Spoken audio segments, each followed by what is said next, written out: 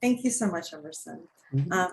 So before I introduce the speakers, I just want to thank you all. This is my last night sharing, and it's just been such a great 3 months. And I'm so grateful. This has helped me so much, getting to know you all. I came back after a relapse, and I just feel like I could not have landed with a better group of people, honestly. And I just thank God every day for that.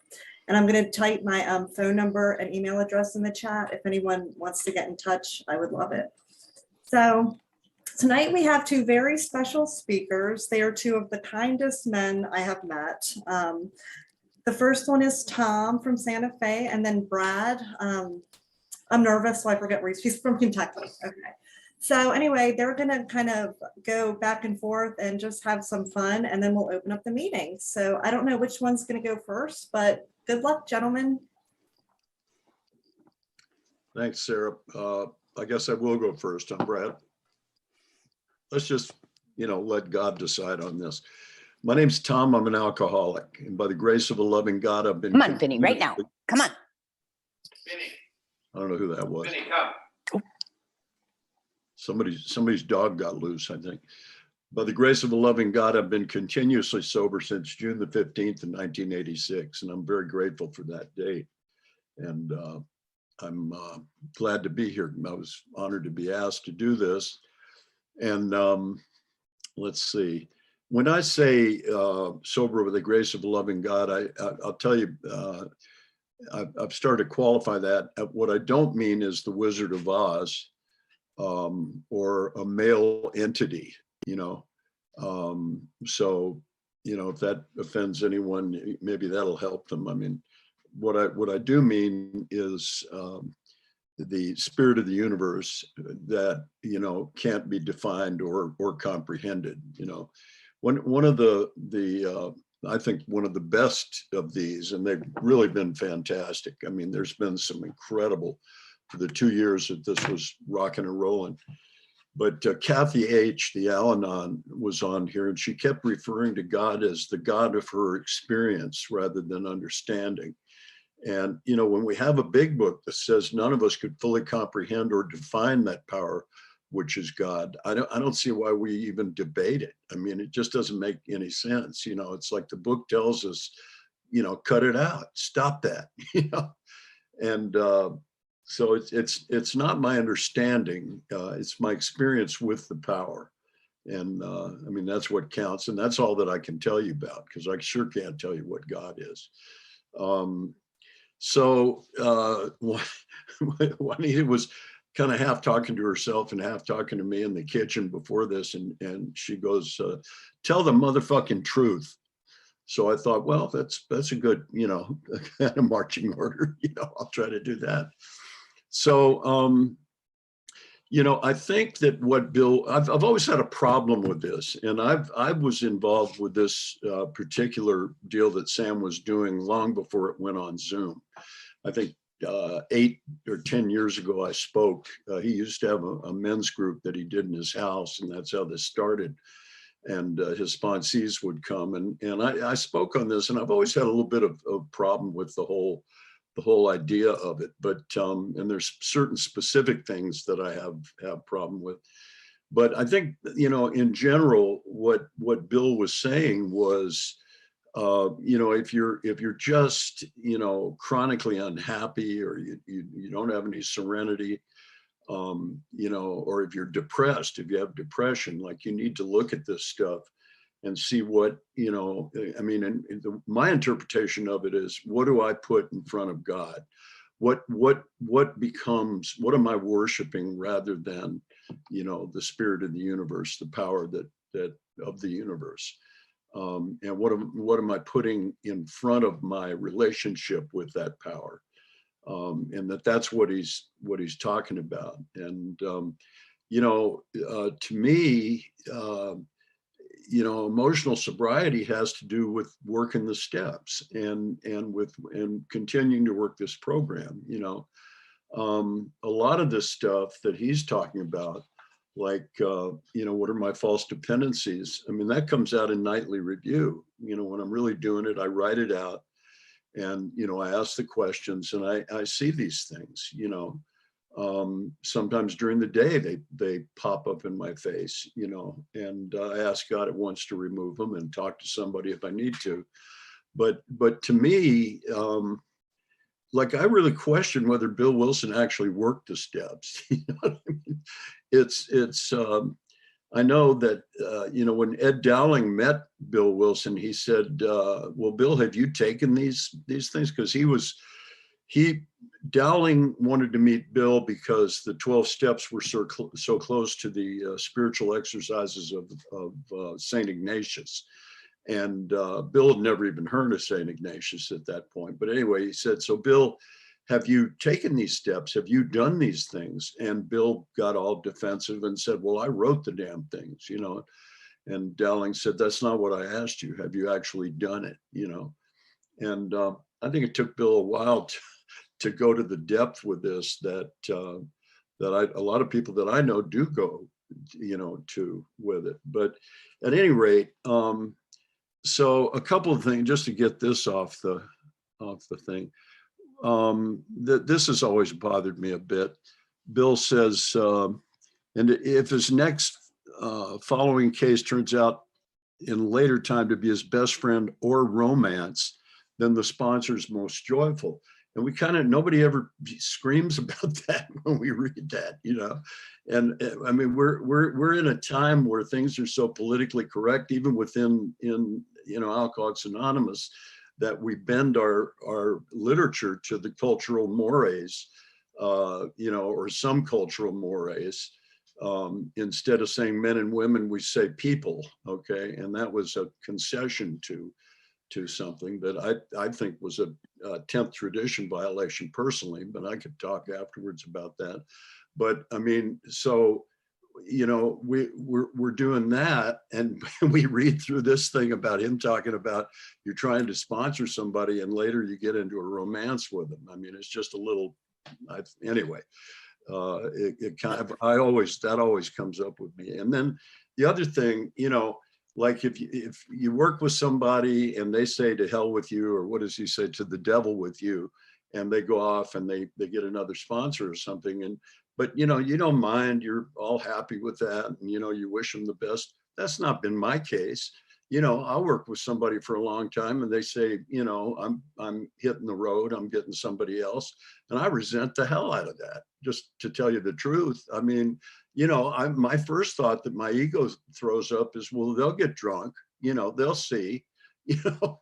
And I mean, probably none of you, you're all probably much nicer people than me, but that's my reaction to that. And then later, you know, I settle down, and the older I get and the more step work I do, the more, you know, easygoing I am with that. But man, my original reaction is my ego, and it says, you know, how dare you, after all I've done for you, you know. So I just wanted to point that out. You know, maybe I'm the only one, but it's always kind of bothered me when we read that. So I you know, been thinking back to some stuff from, in a couple of weeks, I'll be 36 years sober. And I'm remembering back to when I was 3 years sober, and I was first started working with Mary Thayer, and at 3 and 4 years. And I remember, I don't have any idea what the situation was, but I remember exactly what she said to me.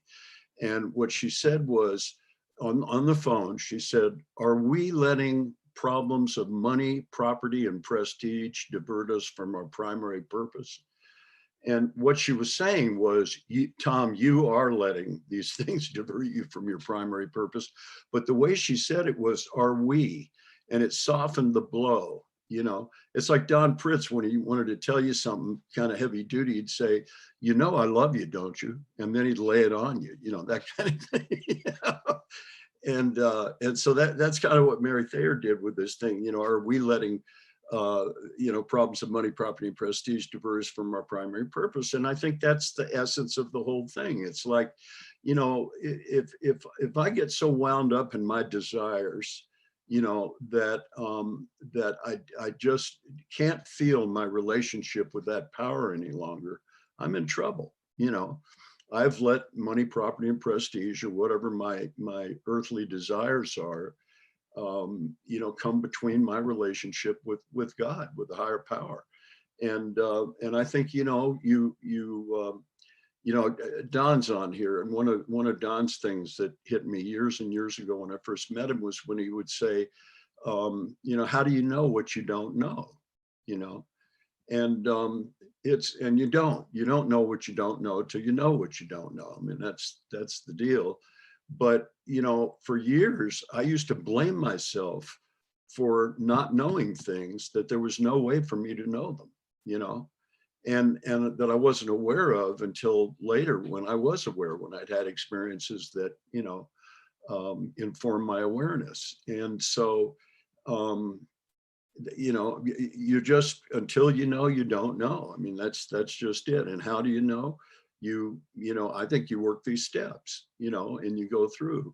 That deal about more will be revealed, I think, is such a profound piece, because I just, there's always something else. Juanita says the reason that there's a chapter called More About Alcoholism is because there's always more about alcoholism. And it's kind of half a joke, but I think it's true as well, And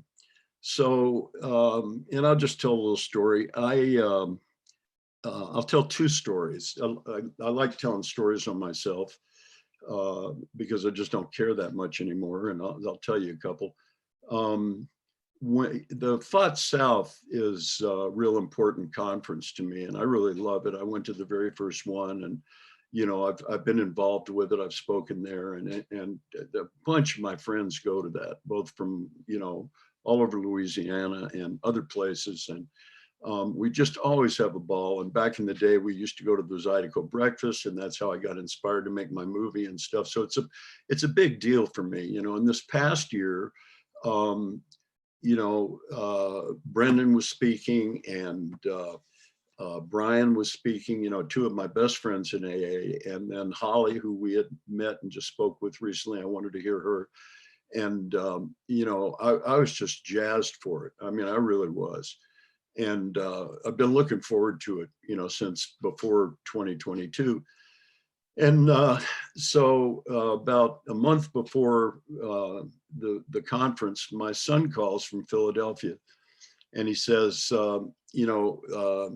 Astrid, his daughter, my granddaughter, is graduating from Temple University on May the 5th or May the 6th. And, we'd love for you to be there, and she's graduating from graduate school with an MSW, and she's a very interesting gal, just a wonderful, brilliant gal, who was going to go work on the Navajo reservation for 2 years to pay off her student loans, but now may end up in Germany, and that's a whole other deal. But and I said to my son, I said, I'm sorry, I've paid my money for this thing, and I'm registered, and I'm all in with this thing, and so I'm sorry. I wished you'd let me know sooner, and I wouldn't have signed up for this.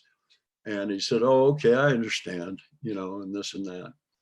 And, about 2 days into that, after I'd done that, I started to hear Mary Thayer's voice in my head, and I heard Don Pritz's voice in my head. And then I kind of had this mental image of Don rolling in his ashes, rolling in the grave, and like that it just wasn't okay, that I'd done the wrong thing, elimination of our drinking is but a beginning. A much more important demonstration of our principles lies before us in our respective homes, occupations, and affairs. And what the voice I heard was like, well, you talk a good line, you talk some good bullshit, but when push comes to shove, what are you going to do? Are you going to do the right thing, or are you not? And I called my son and I said, I'll be there. I'm coming to Philadelphia, and I'll be there. And he texted back the next day and said, I'm so happy you're going to do this. My granddaughter called me and said, oh, I'm thrilled that you're coming. It means so much to me, and I knew I'd done the right thing.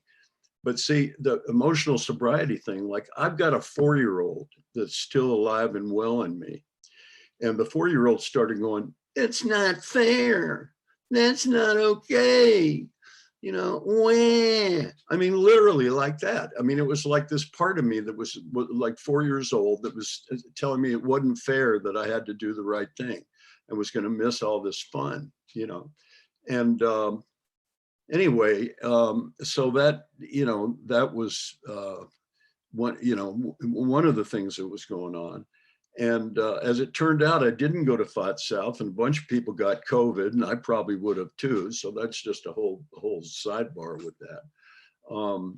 But anyway, so that 4-year-old is still alive and well. And maybe a lot of you have matured to the point where you don't have that voice anymore. And if you don't, that's wonderful. I'm happy for you.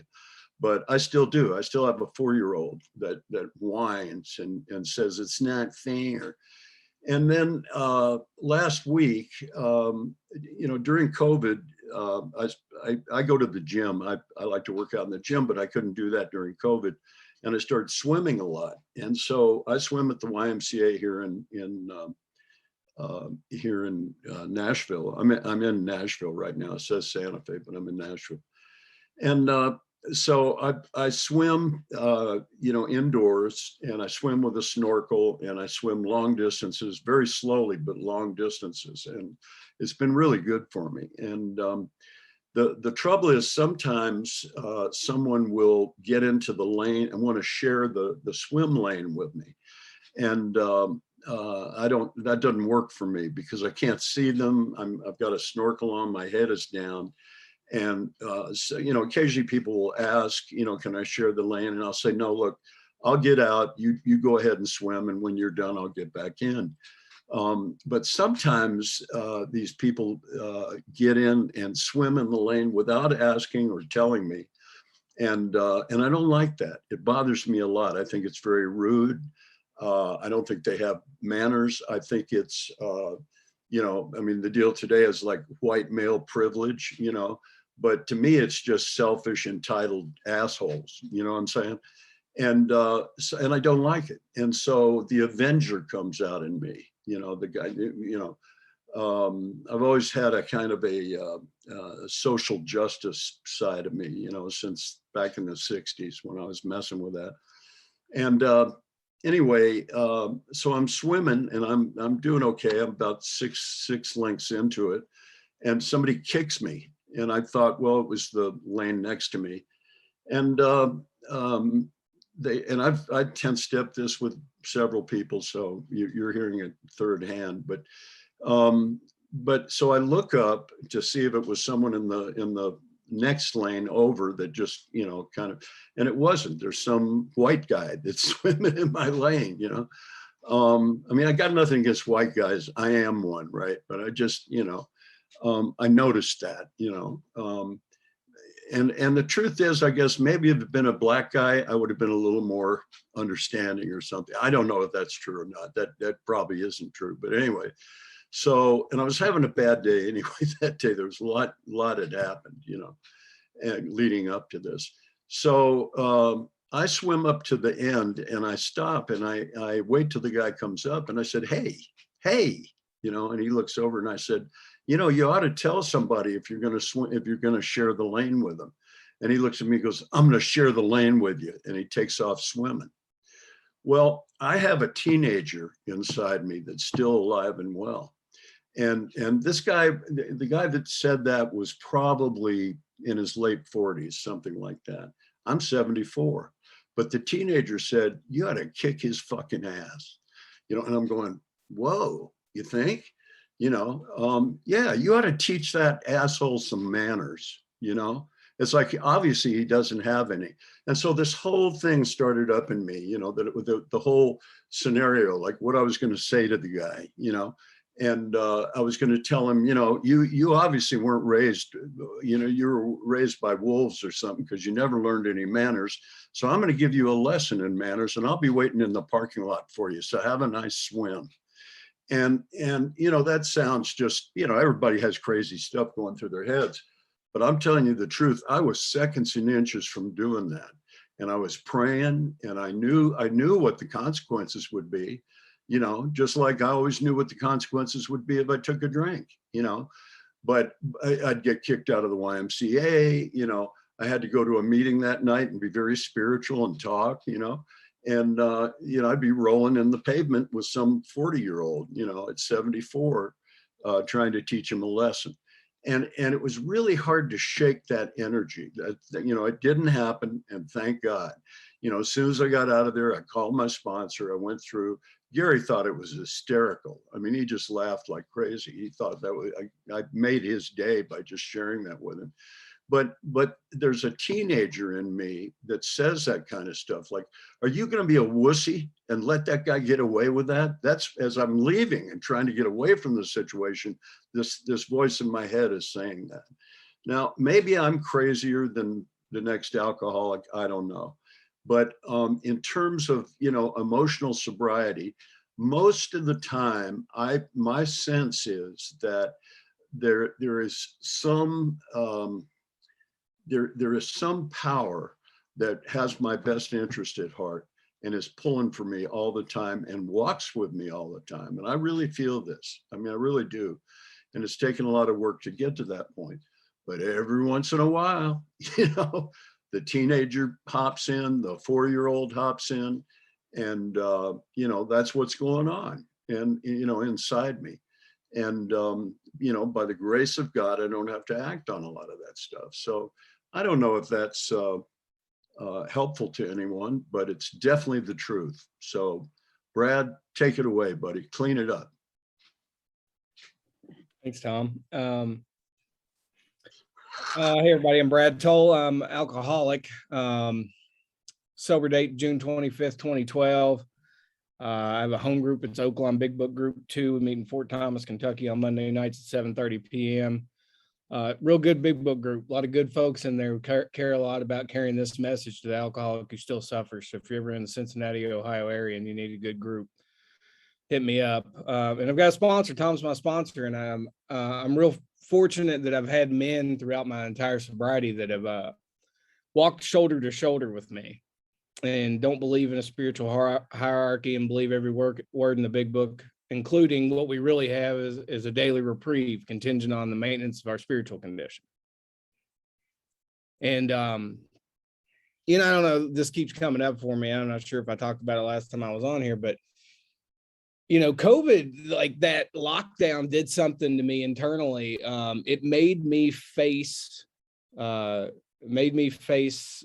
the reality that sometimes I'm dependent upon the fellowship of AA, the sponsorship, both mine and me being a sponsor, and just those face-to-face interactions to grab some of the prestige that I'm looking for, or the love that I'm looking for. And a lot of times that stuff will divert my attention away from the power that the 12 steps have given me. Having had this spiritual awakening as a result of these 12 steps, I work the 12 steps. I don't worship them. And so working these 12 steps, deliver me to this power, to this, I become part of the positive energy flow of the universe as opposed to the negative energy flow. I've constantly been surrounded by this negativity that my life demanded for, successful consummation of the next drink. But all of a sudden I'm delivered from this insanity into this flow of just love. And now I'm sitting here alone, face to face with the computer 16 hours a day, in the middle of the pandemic. And I got really squirrely, and something had happened. So, I work these 12 steps and I get to God, and then my ego gets a hold of those steps and says, because you've done this work and you've done it better than the rest of them. You've gone deeper, Brad, right? You've changed inherently at a cellular level. Everyone that knew you before barely recognizes the man that stands in front of them today, right? And so my ego gets a hold of that thing, and then I lose sight of like the importance of dedicating the moment to the creator, right? And so I'm on Facebook and I see my cousin. My cousin had posted this thing this on social media and said, like, children born out of wedlock is pure evil. And I thought about that. I have 2 children that were born prior to marriage, and then some other cousins did too. And so we called each other and we kind of gossiped about, the cousin that had posted it, and we're angry and going back and forth. And I had asked myself, like, what makes her think that? And then it dawned on me, she was a child born out of wedlock who never had known her father. And so where does she get this? She was raised with love and dignity. I mean, our whole entire family rallies around her, and she's just one of us. Like, this isn't like, why would you ever think that? And it dawned on me that that religion had given her this peace. And so all of a sudden, out of nowhere, where I'd never had it before, I've got prejudice. And I'm wondering why I'm being blocked off from the Spirit. And it doesn't seem like when my prayers are going out into the universe, they're connecting to anything. They fall flat. My meditations are scrambled, and I'm incapable of getting back into that positive flow. And so I'm sitting here and I'm dying on the inside. And through, the good news is that the 12 steps work. And so I get to look at that in an inventory, and I get to see, I mean, any bit of prejudice in my life whatsoever, which is basically resentment, will block me off from the sunlight of this ever-loving creator.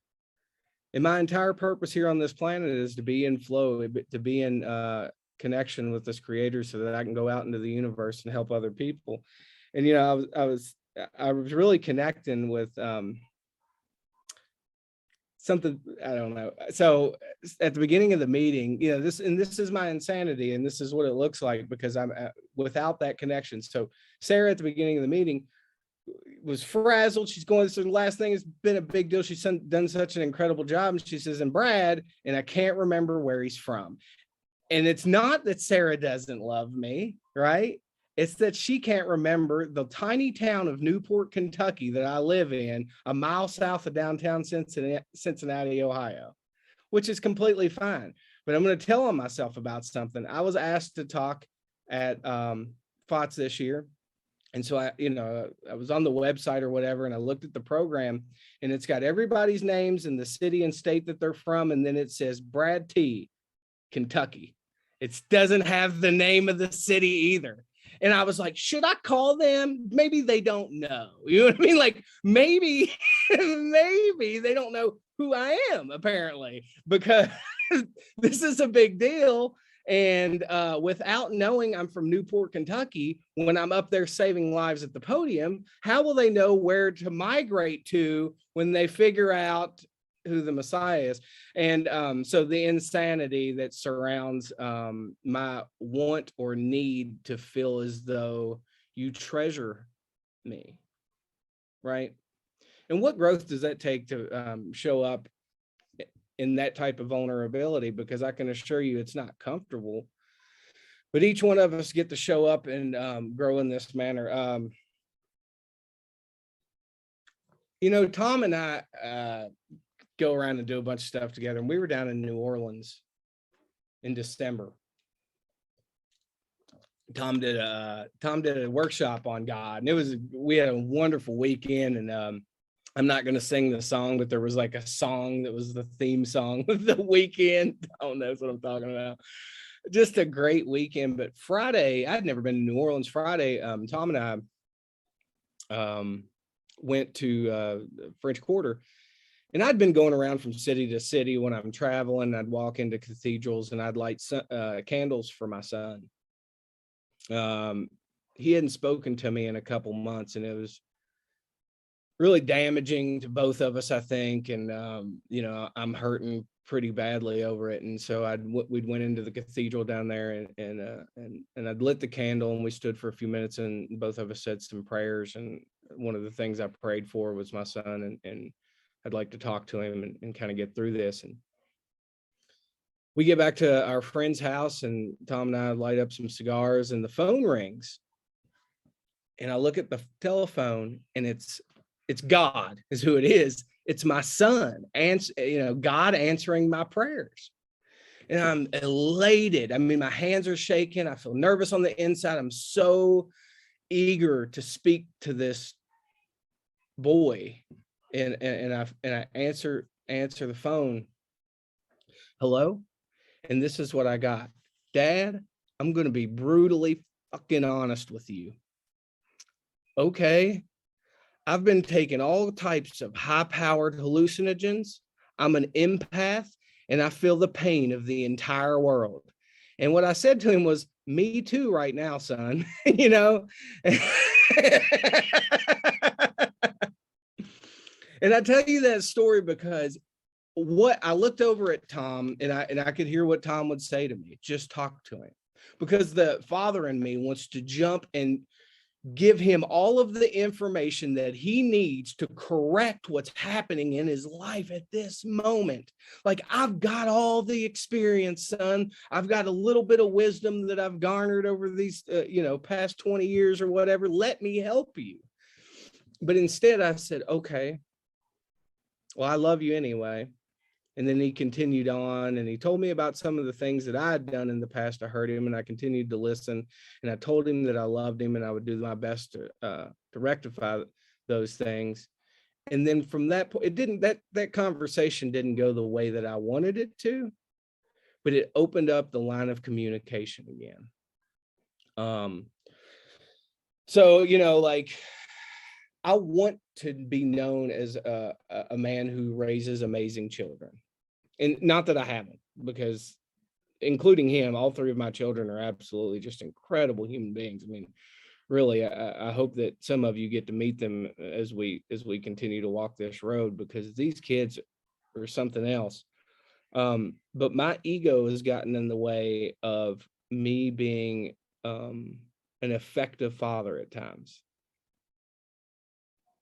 It's gotten in the way of me expressing the love that God is allowing to flow into me and through me. Because, selfishness can flow in and through me the same way that this love that I'm blessed with can.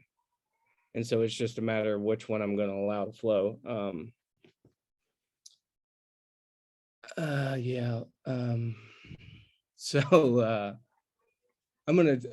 think I should tell this story. So I think it's my duty here as a recovered alcoholic to not only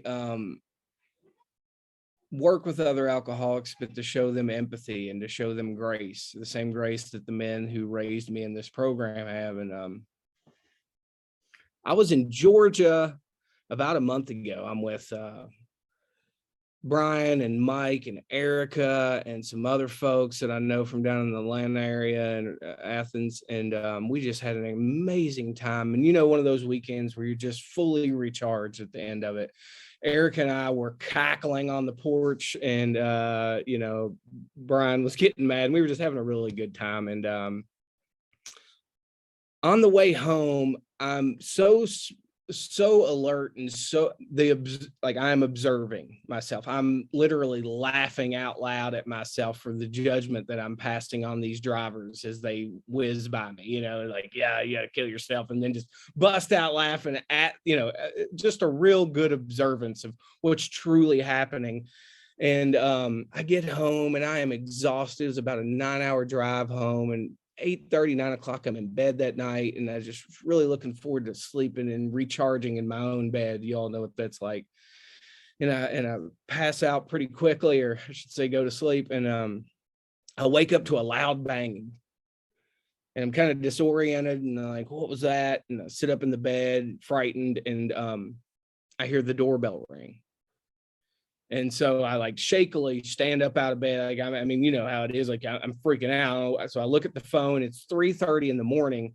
I've got children. None of them are here at my home. So God only knows what's going on. And I stomp down the steps, and I see, the illumination of some mag lights out on my front porch.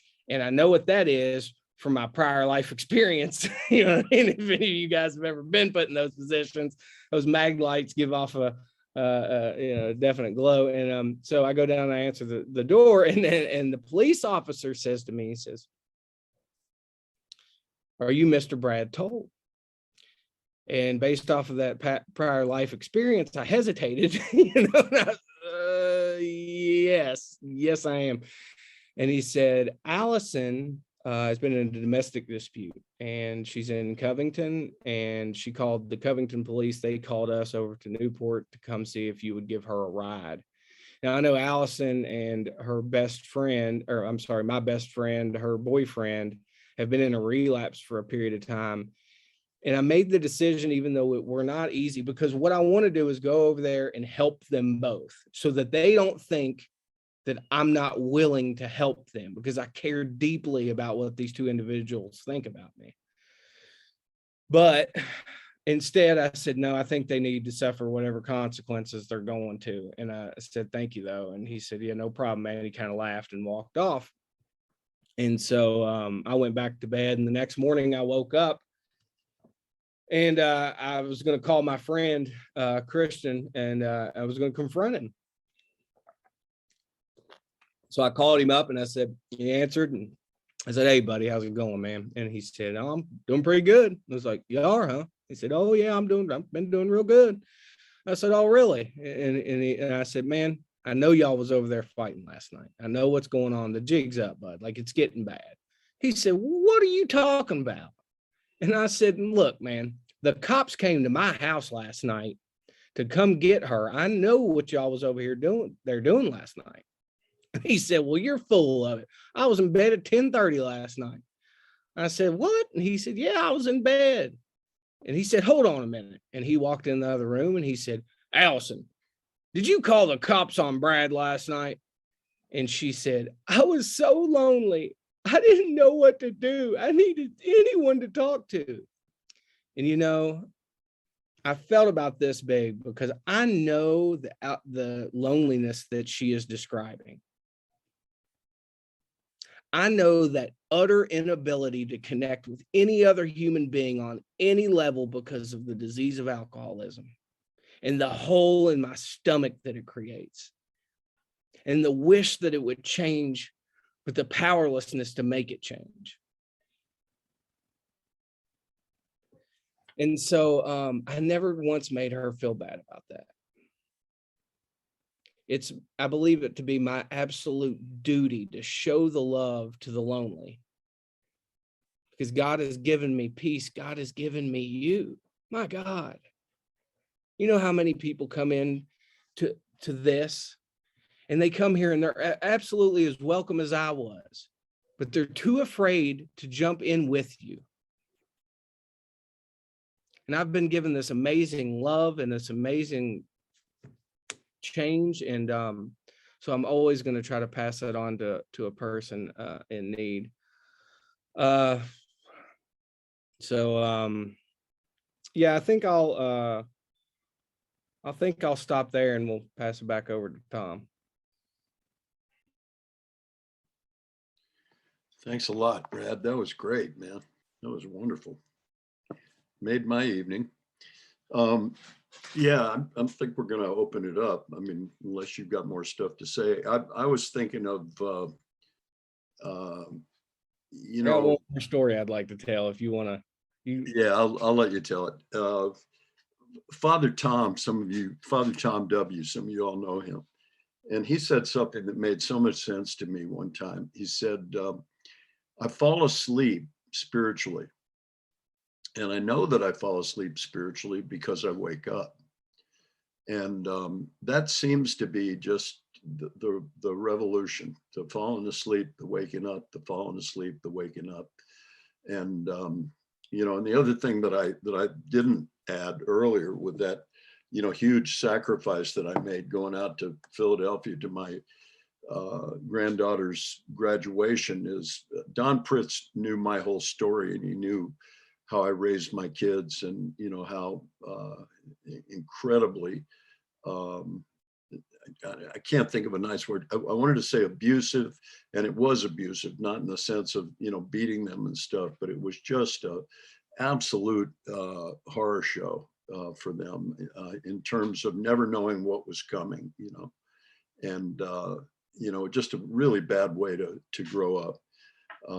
With a father who was coming in the door and they didn't know whether he'd be a monster who was just yelling at everybody or just a drunken maudlin, I love you, you know, kind of deal. But it was always a surprise, and that keeps you on your toes. And it was a horrible way to be raised. And I've often said, if I could change that, go back and change it, I would. But Don said to me one time, he looked at me and because he knew all this, and he said, Tom, you and I, have absolutely no right to expect that any of our children would ever speak to us again. And so if they do, that's just a blessing. That's just by grace that even happens, and here I know that full well. And yet I could resent the fact that I get asked to come to a graduation, of my granddaughter by my son. It's just, the depth of this thing. Anyway, glad to be here. Let's hear Brad's story and then we'll open it up to you all. Well, I think this is pretty applicable. So I was sitting here during the pandemic, and I actually probably got two stories, and it'll be what I told Sarah before this. I'll either have 10 minutes of stuff to say, or I'll talk for God knows how long. But I was in the pandemic. I was sitting here. I'm on the computer, man, and I am joining every Facebook group, AA Facebook group I could find, because I am trying to connect with you all however I can, and I joined a bunch of them, and I get to this particular one and I jump in it, and I'm Brad, and I'm alcoholic, and I'm willing to be of service. I'm just all on it. And so I noticed on one of these posts in that group, these gentlemen are gossiping about two gentlemen that I love dearly in this program, and one who I know extremely well, and just saying some pretty foul stuff about them.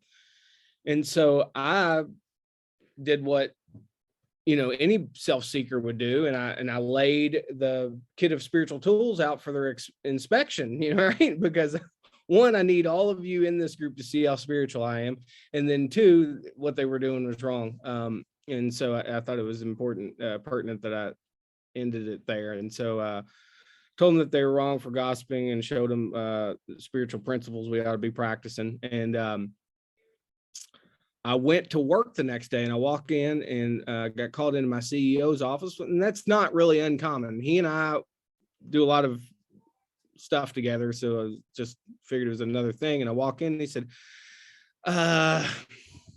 Brad, I got a phone call and a message that said you've been being rude to people on an AA Facebook group by this guy. And he said the guy's name, and I was like, what?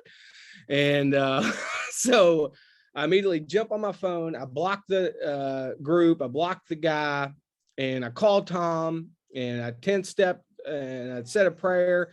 And just to make sure and to self-seek a little bit deeper, I even called Gary, and Gary said, no, you're right. And when you get you're right from your grand sponsor, you feel pretty good about it, don't you? So I was like, I was like really into it. So anyway, I moved on with my life, and everything was fine. So Kate and I travel out with a good friend of ours to Las Vegas, and it happened to be the same weekend that State Line was going on, and we weren't going to the conference. We didn't get registered in time, and it sold out. But we thought, let's go to this particular group out there, and they'll have a good speaker because it's State Line. So we go out there, and I'm sitting there, and all of a sudden they call the speaker up, and it's the guy who called my CEO. And I am on fire internally. I mean, it is so heavy. I am angry. I am shaking. I'm breathing so heavily. Kate looks at me and just like, she's never seen me behave like this. I am generally a pretty calm, demeanored individual. And so I'm just laborious breathing, going through this whole thing. And when the guy's finally done, and I mean, I am like raging on the inside, I rush to him because I'm going to go tell him who I am, what he did, and how he can fix it. And, so I run up to the guy and I grab his hand, and I'm squeezing it harder than a normal handshake. And, he's 72, but I'm not taking any chances. I want to have a good firm grip on this guy. And, I tell him who I am, and I said, do you remember me? And I started into this whole thing. Now, during the meeting, I'd been praying and saying, and I'd heard this from Don Pritz, God, will you go here with me? And I just kept praying that through the entire meeting. And I kept getting this answer of, if you make amends, But my thought was, I don't know when I'm in, so I guess I'm going without you. And that's what I did. And so I'm in the middle of this rant. But the pause came about halfway into me saying what I wanted to say. The pause came. And the observer, I could see, because you can't see what you can't see until you can see it, right? But it came quick enough for me to stop. And the pause came, and I said, God, you got to help me here. And the words puked out of my mouth. If I didn't like what you were saying on that group, I should have just left it. I was wrong for that. Is there anything I can do to make this right? Now, you know what our book says, 9 times out of 10, the person will reciprocate the amends, right? I'm paraphrasing here, but, and so, this guy happened to be the 1 out of 10, but I got to clean up my side of the street, right? And it's what's pertinent here is that I continue to go to this creator even when I'm right, which I happen to be a lot of the time. Kate would agree. I'm just going to share this real quick and then we'll open it up. Recently, my son has come to me, and I'm not going to share too much about it, but he and his girlfriend, he's 18, just graduates high school on Sunday. He's gotten his girlfriend pregnant. They've gotten pregnant. I'm not going to put it all on him. And the immense amount of fear that has came into this, regardless of what happens, because it's going to affect my life, right, has created like a like I've been holding on to resentment, and I've been treating the people that I love most in my life not the best, right? And so it's a stark reminder that what we really have is a daily reprieve, contingent upon the maintenance of this spiritual condition, even when the wind's blowing. Can I experience stillness even in turbulent winds? And I'll leave you with that. So thank you, guys. I love you. Tom, do you have anything else? No? Oh my gosh, you guys, like that, that was so good. That was just like way better than I even thought it would be. So thank you so much. So we have a way of that we do in this meeting. Do you all want to call on a couple people, or do you want me to just open it up? I'll call on someone. I see Kathy P there, and I'm going to call on her.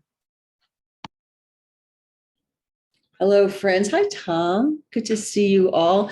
Thank you, Brad, and thank you, Tom, for what you had to share. I love it when we tell stories. We're a crazy ass group of people. I love us because I can go to any particular meeting and hear myself and hear the blah, blah, blah, blah, blah.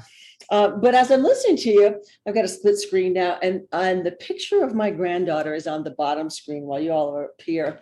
And I will tell you that I look into the brand new eyes of God when I look into her seemingly turning blue eyes.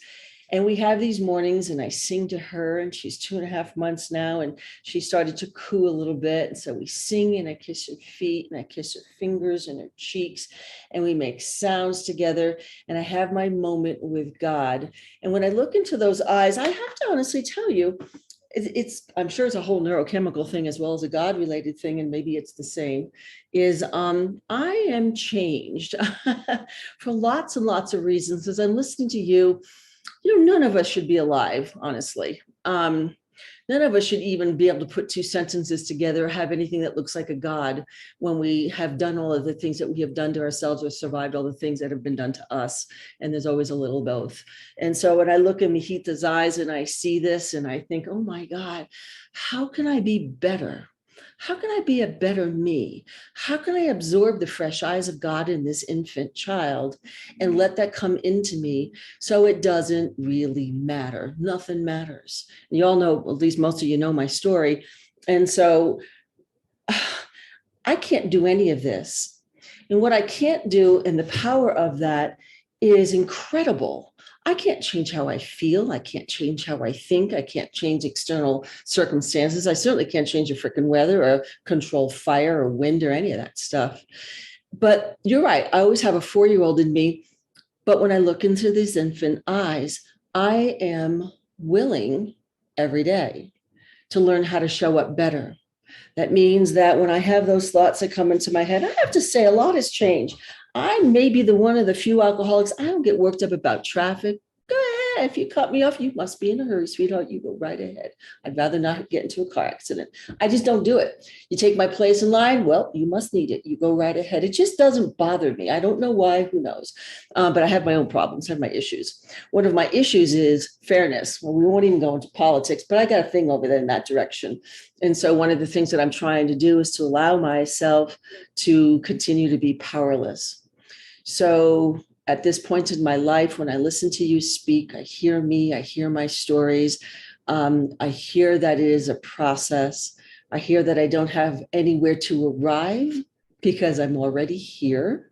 And so there's no other place that I need to go. One of the things I heard tonight that I'll take with me, I don't know if, Tom, when you said this, the best way to communicate is, but I put that in there, is using we instead of you. Because I got that finger thingy and another thing.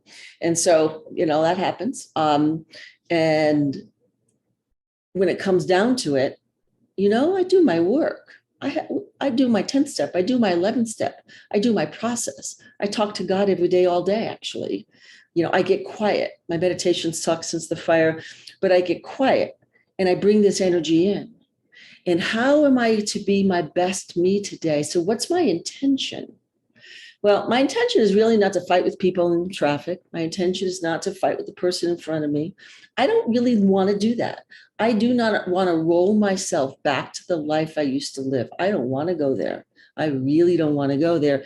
That means I honestly, I feel like I have matured a bit and I know how to shut up. Now, it's not 100%. I just been off on an old lady the other day at a rally I was at. Whoo, wow, yeah, there's some fight in this girl still. And so I chalk it up to that I'm Latina, and so it's okay. But it's not. Actually, it just isn't. My spicy personality, I have lots of stories around that, and it just isn't okay. So I'll shut up and say that I love hearing what your message was. I'm going to use the we instead of you. That God has given me to you, and you have has given you to me. And that one of the things that I know is when I hear you share, I hear me share. When I hear your trials and tribulations, I hear mine.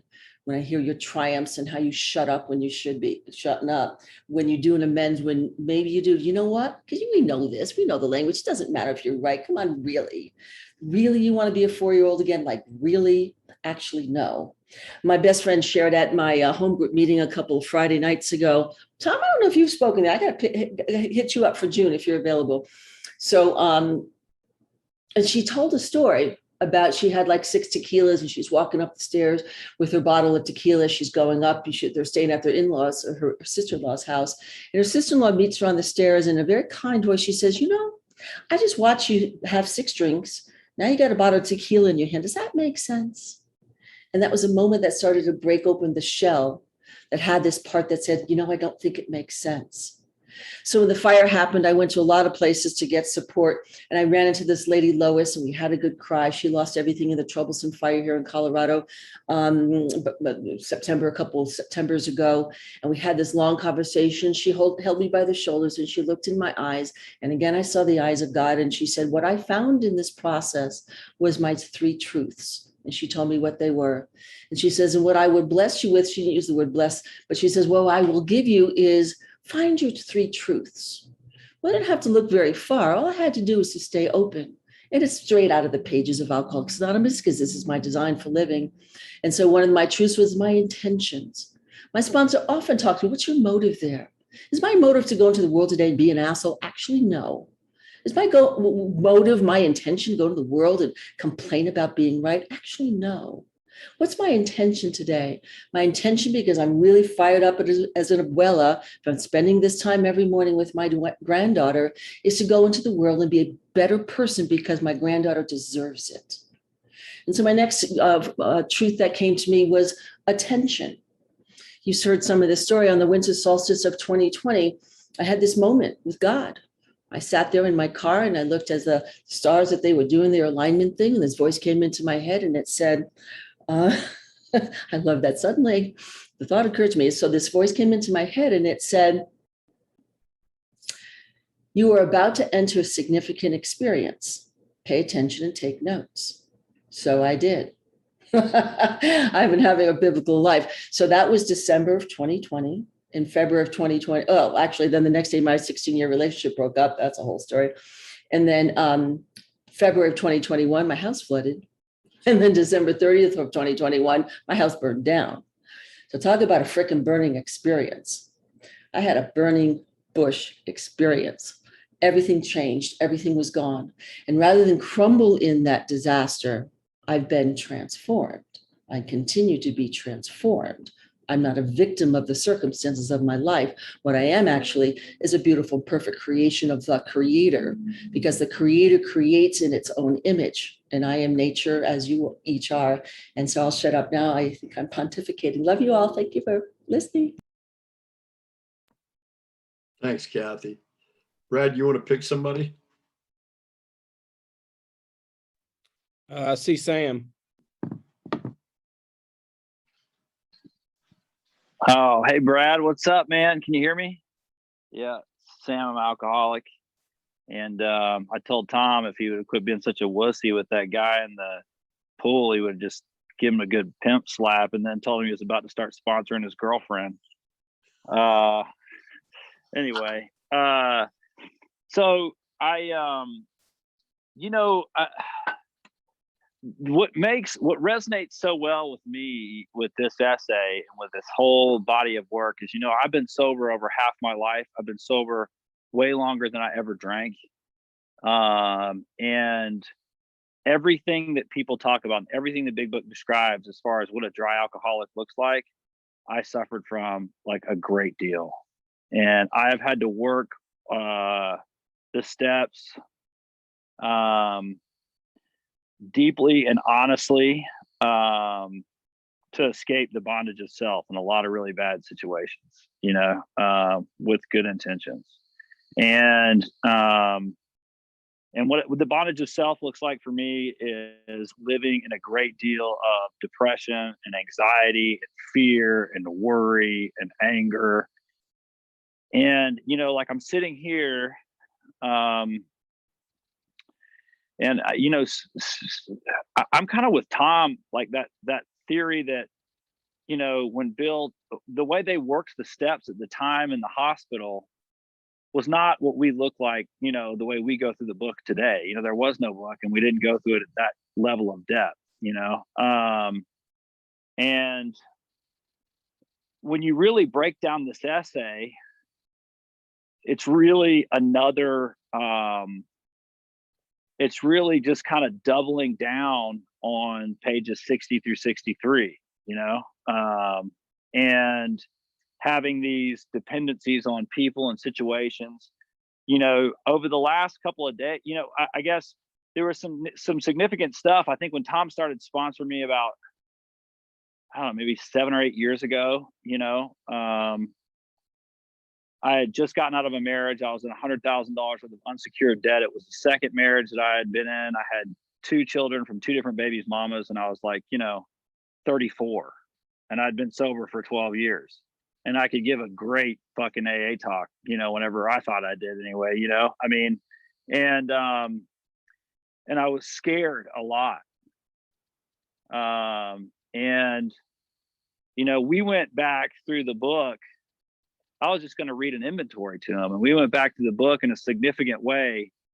And a lot of stuff changed for me, that like I'm sitting on a porch with a business, and things have worked out in a way I never could have calculated them to work out. I never could have imagined them to work out that way. If you just said, hey man, I think you should buy this business, I think you should marry this person, I think you should do that, I'd be like, all that's just, you're crazy. It makes no sense right now.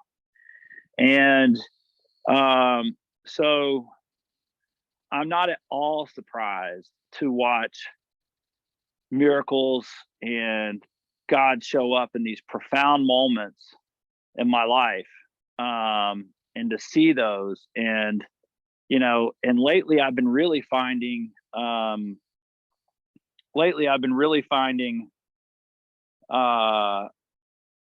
that same kind of surrender experience, and I can almost get caught up in that narrative. Like, here's the story of my life. Here's what happened over the last 7 years. Here's the real big transformation that happened. And that's what happened. And what's happening right now and what's current right now is that, you know, today things didn't go my way, or I didn't really have that much of a way, honestly. Some business stuff that we were right up to the finish line with. I had this meeting with the codes department on this building that I was buying, and this lady started off just torching people, and everybody was on the conference call, and the Zoom call at the city of Chattanooga was like, this is fucked. And I'm like, oh yeah, this is no bueno. You know, she said, and I mean, every single aspect we already did this due diligence with. I mean, we're just watching this thing just crumble on this phone call. And, you know, it's okay. Things didn't go my way, or, you know, my wife has had a real hard time with a couple of things, you know, over the last, or things just didn't go our way on a couple of things. And, you know, a shit ton of stuff has gone in a really favorable direction to me. I am really blessed. And every now and then I think it's my turn for stuff not to, you know, so I can learn not to have a way, you know, and to stop trying to interpret what just happened. My biggest problem is I think I know what just happened, like Steve Lee always says, you know, and I have no idea what just happened. You know, I have such a profound respect for both you, Tom, and you, Brad. You know, I'm a little pissed that, you know, you're like 12 years less sober than I am, and you're getting fucking asked to speak all these places, you know, and you got asked to speak with Tom, but he was mine first, you know. So I think everybody should know that. You know, I'm not a real big AA conference junkie, you know, like I'm not gonna show up in, you know, a tucked in white t-shirt and cargo pants and some white New Balances and, you know, go to every single booth. But, you know, I got some good shit sometimes. And I need that to be recognized, you know. I'm just kidding. Anyway, I love you, man. You're a great guy. You're going to be a great grandfather. You know, what the important thing is, when I look at this, it's not about what I'm getting, it's about what I'm giving, you know. And the real piece is that, you know, we tend to wrap stuff up in a story, or I tend to wrap stuff up in a story and say, this is the cool thing that happened, right? This is my story. But I don't even think we really know our story when you really dig deep down into it. You know, I think the real blessing is in the mundane shit. The days that you aren't asked to speak, the days where shit's just weird and it's not even that great, and you feel phenomenally I know that God's right there. I know his presence is right there with me. I know that we're going to have fun. And I know that if everybody on this meeting thinks I'm an asshole tonight, or that I talk too long and they all gossip about it afterwards, or whatever it is, that it's not going to kill me. You know what I'm saying? Like, I'll still be all right. It might hurt my feelings a little bit, you know, but I mean, things are going to be okay. Because the best thing about AA is you can live to fight another day. You know what I'm saying? If you double down with God and you keep doing the step work, you can always, sometimes it's just about living to fight another day. And sometimes it's really about enjoying the little moments of emoting disappointment or hurt or just something. It lets you know you're alive. It lets you know that things aren't always supposed to go my way, that I don't even need to have a way to begin with. So anyway, that was a big bunch of crap, but thanks, Brad, for calling on me. Love you, buddy. Thanks, Sam. How about Mary Thayer, if she's still there? I don't know if she's still there.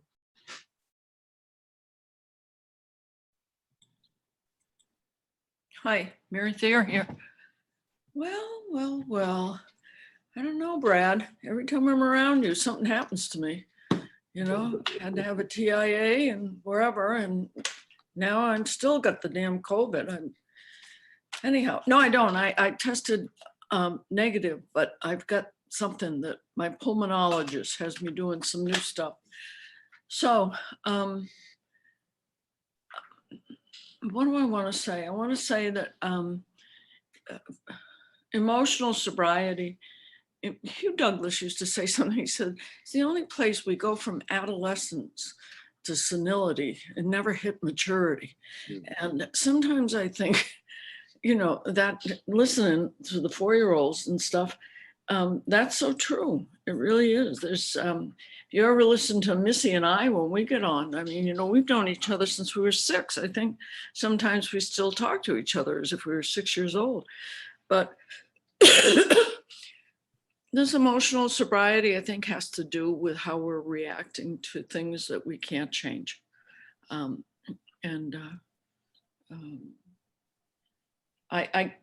been powerless a lot. I think it started a couple of years ago, and my life gets unmanageable. And the difference between me and the rest of the world is that there's 11 more steps. And you're right. I think in working the steps and at least trying it, you know, trying to put something and trying to stop something and do something.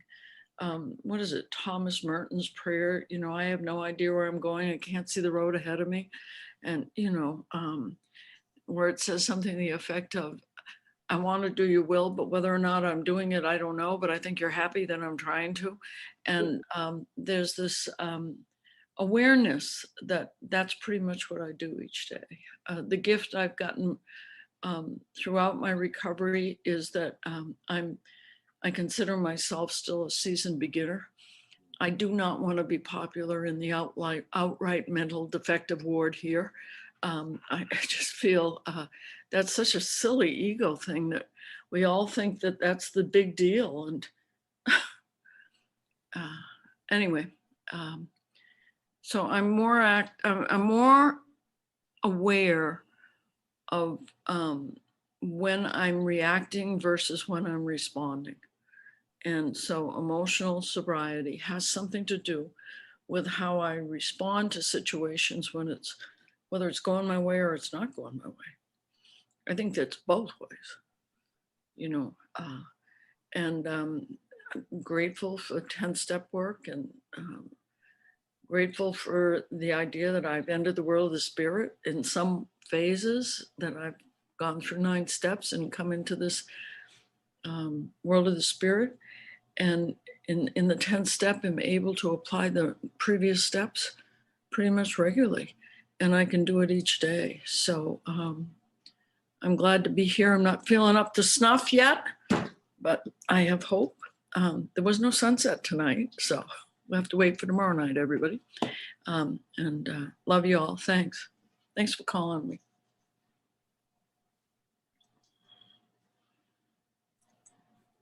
Brad, did you want to hear from anyone before I open it up? I mean, I'd like to hear from Clinton, just because I see his big face there. So if you don't mind. Oh, of course not. No. Hey, Brad. Oh, you just made my day. You called on me. I was thinking about what Sam was talking about, and man, I am so grateful that I don't get called on very often, because I really don't have a lot of helpful information. Everybody that's helped me for the last 16 years, I mean, all the heroes of my program are in this meeting, and I love them all. You know, Mary Thayer mentioned awareness, you know, and that's kind of the place where I have to be. I've gotten real good at noticing. I don't have a 4-year-old or a teenager. I have this thing, self, that isn't even me, that tries to tell me what it thinks is the best for me. And I've gotten this awareness to realize that it's not trying to keep me safe and protected. It's trying to cause me a lot of trouble. And so I've gotten pretty aware of that fact, that to not pay attention to that, that I do get riled, but I don't, you know, I really don't know how to put this, but I'm in this place of realizing, you know, it talks about on page 124 that my greatest asset is all the past that screwed me up, and that I now have the power to help others avert death and misery. So that's a hell of a power to be bestowed on me, or on all of us for that matter. To have that power, I remember for the longest time I sat in meetings and felt this powerlessness, like, oh, poor me, it's going to be this way forever.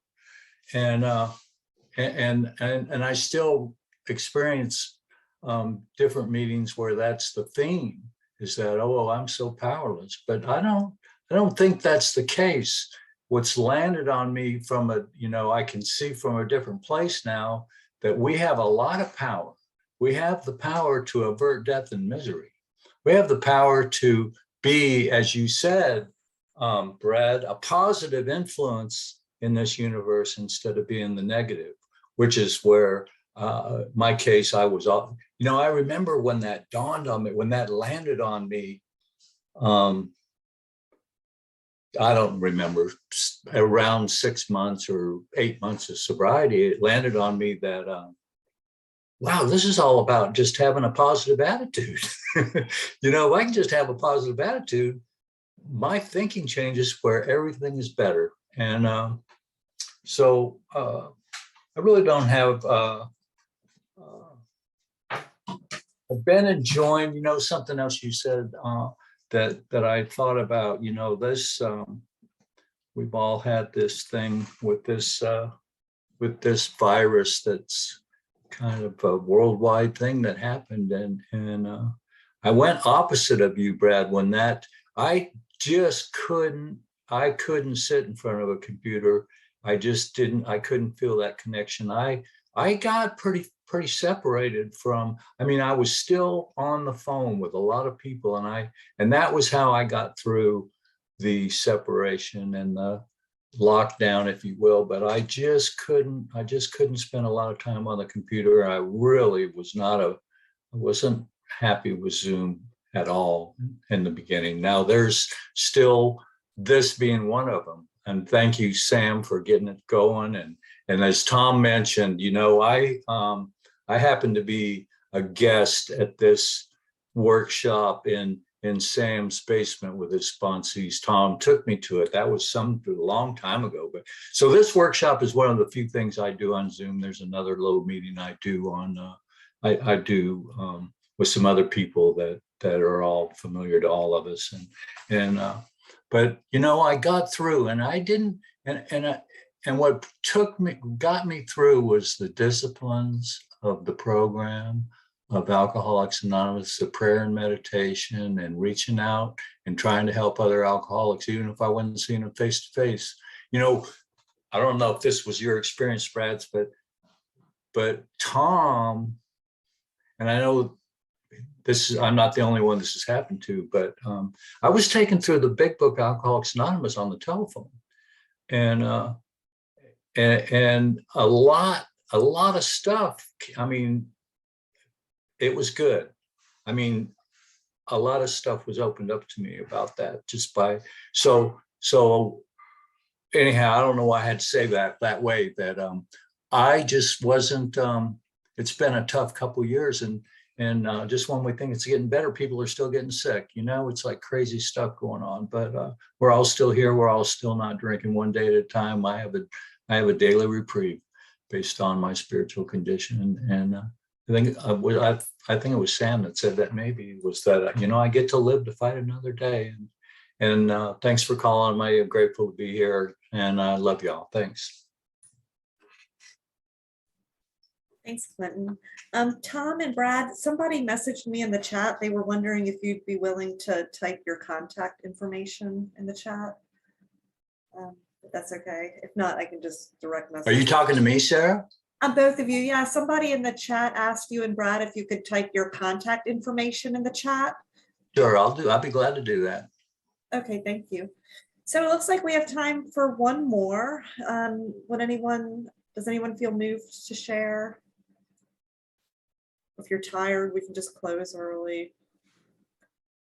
That was such an incredible meeting, you guys. Thank you so much. I always learn so much whenever I hear from you, and I have so much respect for the both of you. And I'm so glad to be here to watch you, grow and change too. This is what's fun about it. Well, I guess I'll go ahead and close then. So we mute our speaker, and then we say the prayer of our choice, and then we can come back and thank our awesome speakers.